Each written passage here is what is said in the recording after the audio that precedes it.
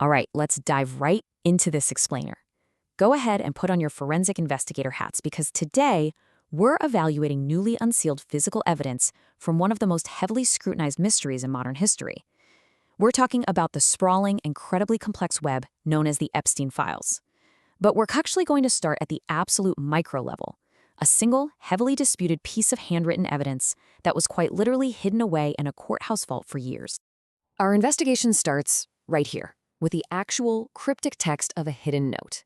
Now, this note was reportedly found inside Jeffrey Epstein's jail cell at the Metropolitan Correctional Center, right after his first suspected suicide attempt on July 23, 2019. It reads, in part, "They investigated me for a month, found nothing." And it ends with the underlined phrase, "no fun and not worth it." It's a fascinating, genuinely chilling artifact. And what's wild is that it was completely omitted from the initial, lengthy government reports that examined the circumstances of his death. And that brings us to our core investigative question. Who actually wrote this hidden note? You see, former police officer and convicted murderer Nicholas Tartaglione, who was sharing a cell with Epstein at the time, claimed he just found this note tucked inside a book. But figuring out its true author forces us to meticulously evaluate physical evidence that was buried for 7 whole years, only seen the light of day because of a judge's order in May 2026. So our first major clue comes from comparing two specific documents, the newly discovered July 23rd hidden note and the very well-known August 10th death note found when Epstein died. To figure out if they actually share an author, we can't just guess. We have to rely on really strict forensic handwriting analysis. When forensic experts Thomas Fastrick, Bart Baggett, and Grace Warmbier analyzed these notes, they weren't just reading the words on the page. They were literally dissecting the mechanical execution of the handwriting. It's like looking at a fingerprint. They found distinct, shared characteristics across the board. We're talking about the specific spacing between words, highly unique usage of capital letters, the way the first few words of each note are drawn noticeably larger than the rest, and a very distinct pattern where each successive line slants away from the left margin. And this next detail brilliantly illustrates the thematic callback in the physical evidence. Just look at this exact matching anomaly, the bowed double exclamation point. Both notes include the underlined phrase, "no fun," and both end with double exclamation points where the very first exclamation point is bowed, with a highly specific similar curvature. Plus, beyond just the handwriting, there are linguistic forensics at play. The hidden note uses the phrase, "What you want me to do, bust out crying," which actually mimics dialogue from an old 1931 Little Rascals film. And guess what? Epstein had a documented history of using that exact phrase in past emails.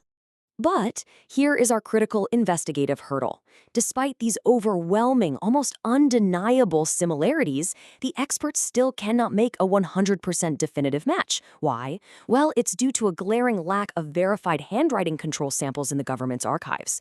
Out of literally millions of pages of records, the Justice Department files contain almost no confirmed, verified examples of Epstein's handwriting to serve as a baseline. It's like having a puzzle but missing the box cover. Now, like any good forensic investigation, we absolutely have to evaluate alternative theories. For example, could the cellmate who supposedly found the note, Nicholas Tartaglione, have forged it? Experts reviewed writing samples from Tartaglione too. One former NYPD document examiner, Grace Warmbier, ruled him out entirely, pointing to significant dissimilarities. However, Thomas Fastrick noted that Tartaglione's writing actually had a wide range of variation. So legally speaking, he couldn't be completely eliminated as a potential writer, even if the forensic evidence leans heavily toward a single common author for both of the jail notes.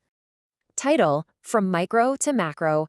Subtitle, How Suppressed Evidence Sparked a Transparency Movement. Okay, this brings us to the Epstein Files Transparency Act, which was a historic law signed in November 2025. It strictly mandated the U.S. Justice Department to publicly release unredacted files, videos, and images from their decades of investigation into Epstein. The whole goal here was to force institutional accountability and bring a sprawling archive, over 300 gigabytes of data, including flight logs, FBI interview forms, and internal emails, directly into the light. But before these official files were unsealed, nature abhorred the information vacuum. The void was quickly filled by what analysts now call the misinformation machine. Because the official documents were sealed up tight, decentralized actors on social media started circulating completely fabricated, supposedly leaked lists. Fact-checkers noted that on one massive, viral 166 name list, 78% of the people on it weren't even in the official documents. People weaponize this void for political and personal vendettas, heavily prioritizing shock value over the actual truth. And this really highlights the absolute necessity of impartial forensic analysis. We have to contrast explosive social media rumors directly against documented reality. For instance, viral claims stated Bill Clinton took dozens of illicit island visits, but the unsealed files document 4 trips for foundation work in the early 2000s.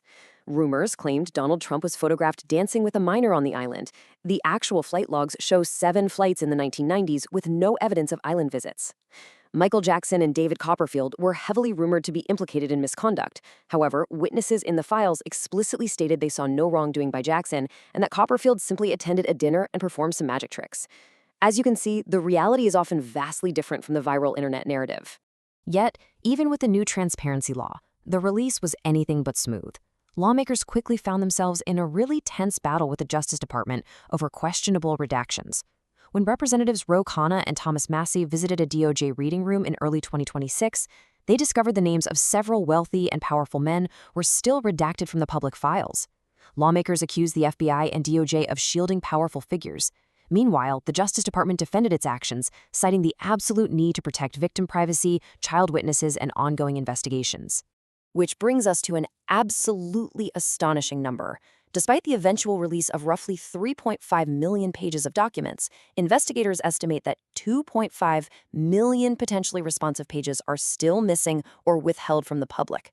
2.5 million. That is a massive gaping hole in the evidentiary record, and it leaves researchers and the public wondering what exactly is still being kept in the dark. Mapping out the timeline of this evidence shows us exactly how long it takes for a system to process, or arguably suppress, information. The hidden jailhouse note was allegedly written and discovered in July 2019. Epstein died just a month later. Yet it took until November 2025 for a Transparency Act to pass, and it wasn't until May 2026 that a federal judge finally unsealed that single disputed piece of notebook paper. That is 7 long years for just one piece of the puzzle to reach the public eye. And that leaves us with a profound question to wrap up our investigation today. If it took 7 years to see just one handwritten note, and if reviewing over 3 million pages still leaves forensic experts without enough verified handwriting samples to definitively authenticate it, what massive world-shifting revelations are still waiting to be unsealed in the 2.5 million pages the government is holding back? We really have only just scratched the surface here. Keep questioning, keep investigating, and we'll see you in the next explainer.